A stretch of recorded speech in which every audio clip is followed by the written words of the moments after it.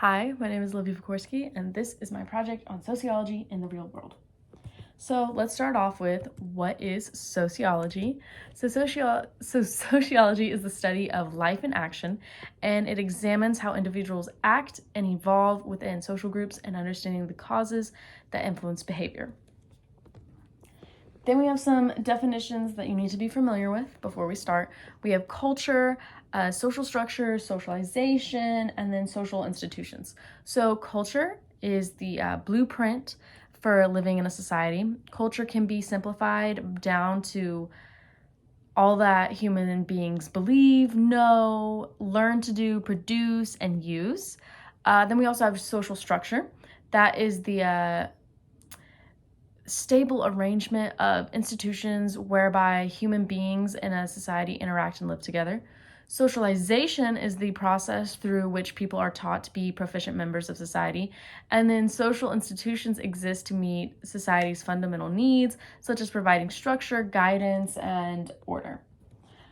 So then we're going to go on to social forces. So social forces are human-created ways of doing things that influence, pressure, or force people to behave, interact with each other, and think in specified ways.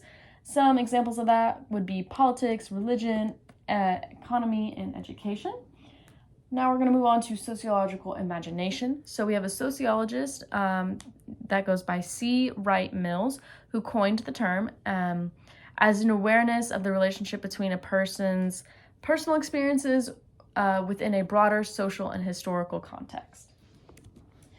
So now we're going to go into personal experiences at a micro level and also at a macro level. So micro sociology examines small group interactions to see how they impact larger institutions in society. Some examples, one main example of this actually is studying various interactions between new parents and couples who have not had children yet.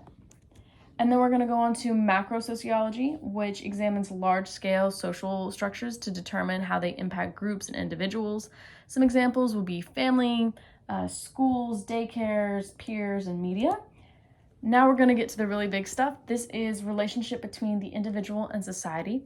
So society is made up of individuals, and the actions and beliefs of individuals can shape society as well as be shaped by society. People might be given resources and opportunities by society as well as be subjected to restrictions and exceptions. Throughout their actions and involvement in social institutions, individuals can also contribute to the growth and operation of society. In addition, there may be some opposition and conflict between an individual's values and those of society. Discussions and arguments about how to maintain a balance between private rights and the needs of the community may result from this. So we're going to now talk about the significance of sociology on my life.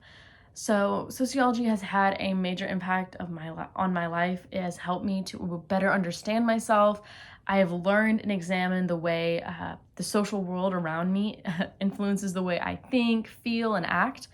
It can also help me understand reasons for social differences and differences in social behavior. I have also realized that depending on the topic, I can take a different viewpoint on sociological theories. I'm not always a symbolic interactionist, for example. Now let's talk about that. We have 3 sociology theories that explain the relationship between the individual and society. We got structural functionalism, we got conflict perspective, and then we have symbolic interactionism. So structural functionalism is when society is viewed as an ordered system of structures which meet the needs of a society by performing specific functions for the whole system or society. Some examples of that is family, education, politics, and the economy. Then we got conflict perspective, which sees social conflict as the basis of society and social change.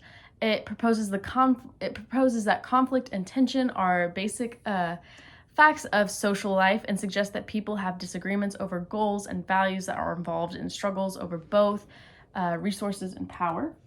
And then we have symbolic interactionalism. It sees interaction and meaning as central to society and assumes that meanings are not inherent, but rather are created through interaction. Society is produced and reproduced through our interactions with each other by means of language and our interpretations of that language through interaction that we create a meaningful social reality. So which theory is the best? It honestly depends. That's why there are so many different theories. But let's examine one exact topic. We're going to examine education. So for functionalists, they're going to believe that education serves the needs of society. Education's purpose is to convey knowledge and skills to the next generation. For conflict theorists, they're going to believe that education serves to uphold social inequality and the authority of the socially dominant. They're going to believe that by numbing the lower levels into being submissive laborers, the education system remains the status quo. Symbolic interactionalists only consider what they can see happening in the classroom when they analyze schooling. They concentrate on how student performance, perceptions, and attitudes are affected by teacher expectations. So when looking at my own life and using sociological imagination, it helps me to link my personal problems to public issues. Without examining my life and the influences around me, I may become apathetic and just accept things for how they are instead of thinking for myself. An example of this can be when a person completes the tasks demanded by an outside force, like an indoctrinated cult member or military personnel.